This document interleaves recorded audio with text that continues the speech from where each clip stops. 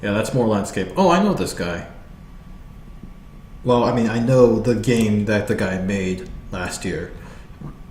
Build a landscape by selecting the pieces you want. When you click the piece of the decor that pass by, you'll actually make them move the same speed as you. It's the most unconventional weapon I could think of. I could not test it on OS X and Linux. Tell me if you have any problems. I'll deal with it. Sure. Windows. Let's have at it. It's downloading pretty quickly. That's good to see.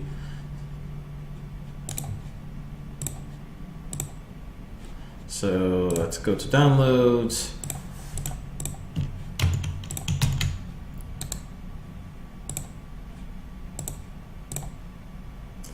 This is a compo entry. So the guy made all the person made all the art, music assets. So yeah, good to see some challengers like such.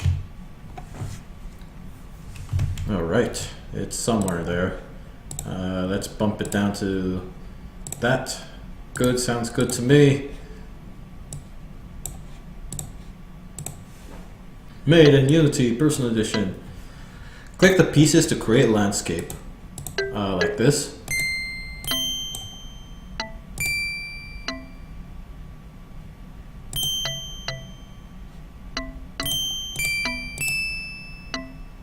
Okay.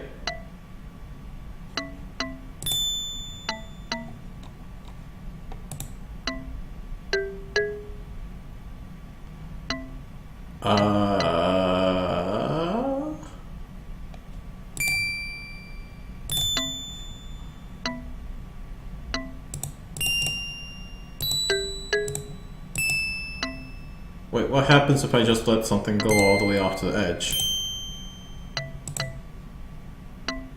Nothing.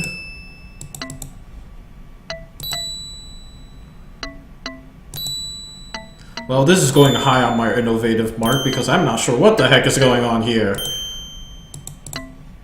Okay, just raycast pretty terribly. Good to know.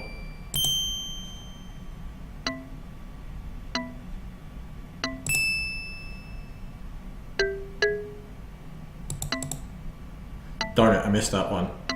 Missed.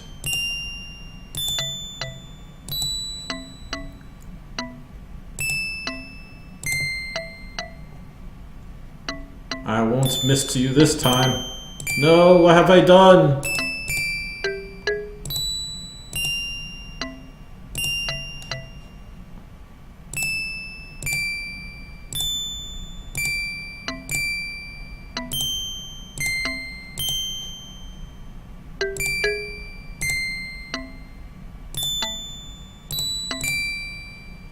What is the point of this game? I don't know!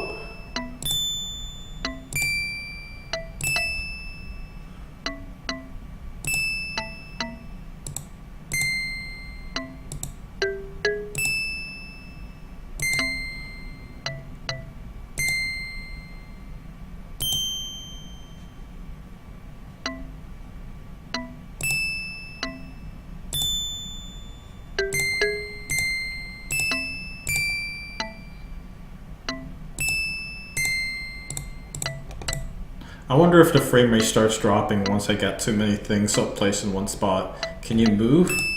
That's a good question. That is negative.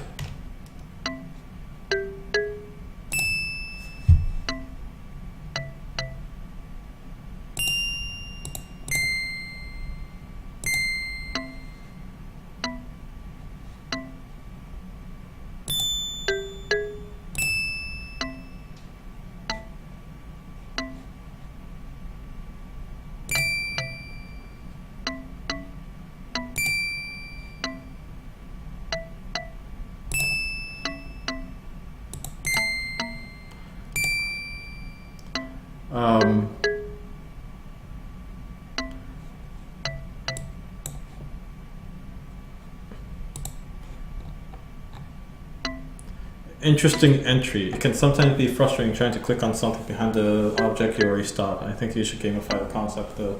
This is a based landscape generator of all things. Interesting.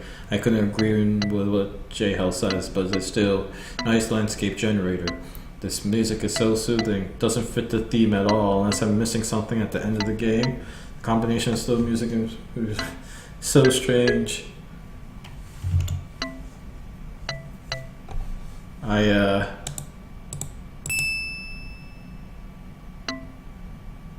Well, I can't say I had a game idea similar to this one. That's about it. That's all I had to comment. Obviously, I didn't make one.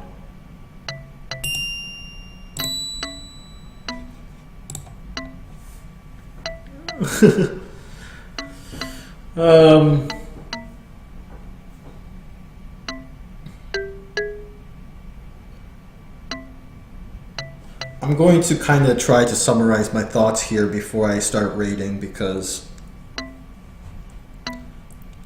I'm not disappointed with the game. I'm not disappointed with it, but it's also exactly what it said on its tin, and I guess I kind of expected more.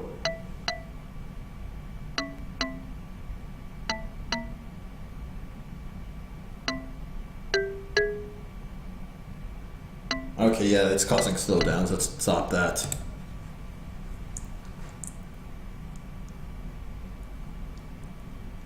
Yeah, let me think about this one for a minute.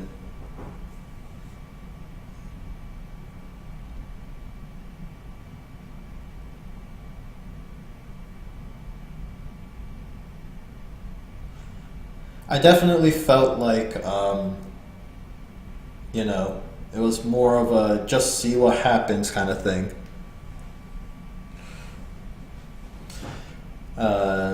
Play around, see what you like, call it art, more like an interactive piece, but that's alright. When you're thinking about that in mind, it seems to ironically rely on a lot of timing related things, because you normally, if you're going to talk about interactive art, you either give the player some sort of control over things, but in this case the only control you had was stopping at a specific time, and even then you might even miss at it, which can possibly cause the player to feel some form of frustration if they're specifically trying to create something, some sort of look that they wanted to create. There's also a random generation going on too, so things isn't going to look exactly perfect either.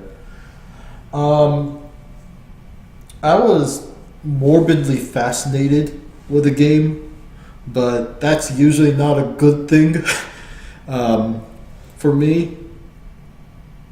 When I say morbidly fascinated, I'm like, can you possibly cause this game to crash? At what point does it does it become unwieldy? So I've been testing it around, but for the wrong reasons, to be completely honest. If you read the Simon's game, it kind of explains the game. It's here. Surprised about the theme interpretation. I thought it was pretty straightforward. When you click on a piece that passed by, you actually make them move at the same speed as you. It's the most unconventional weapon I can think of. Was that mandatory to make a weapon that kills?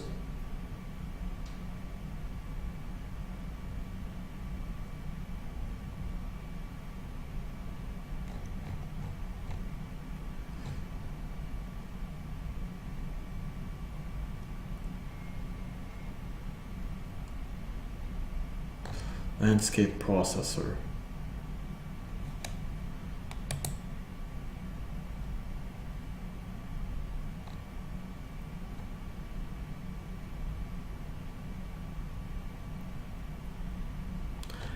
I don't really understand.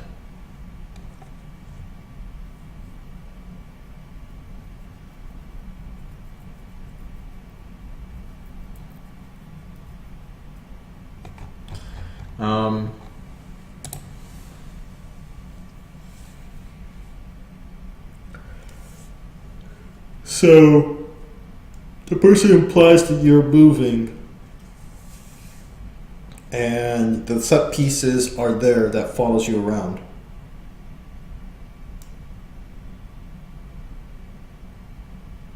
So you are the weapon.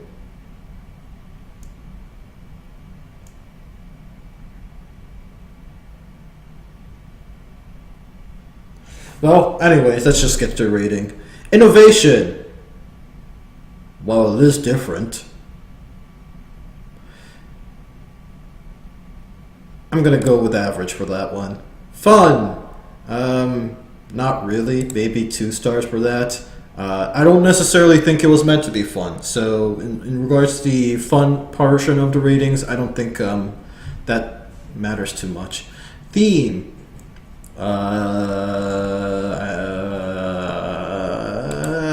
1 star. Graphics. I actually like the graphics. Audio. I like the audio too. The mood is what was really supposed to be set piecing, and I can see that being the best part of it. But overall, I'm gonna give it like average 3 stars, because most of it for me was just being morbidly fascinated with how I can break the game, and that's kind of about it.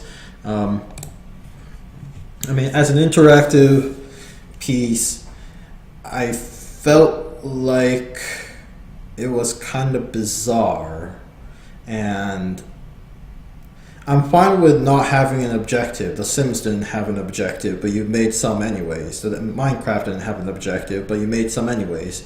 But in this one, the controls are so limited, the options that you're given are so limited that even that didn't really save it to me. I admit that I fully admit not liking Dear Esther for the same reason as well. Although I like the Stanley Parable, that's a totally different story entirely. It was simple. Felt like a interactive art piece. Not sure what the message was, other than a point of perspective.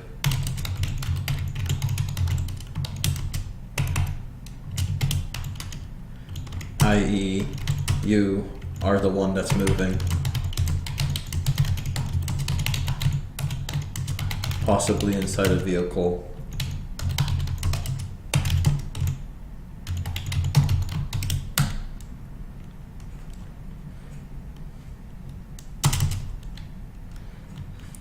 Was morbidly interested in seeing how many set pieces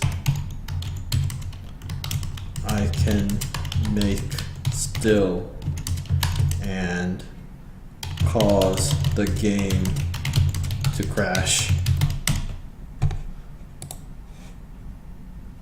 because I'm that kind of person.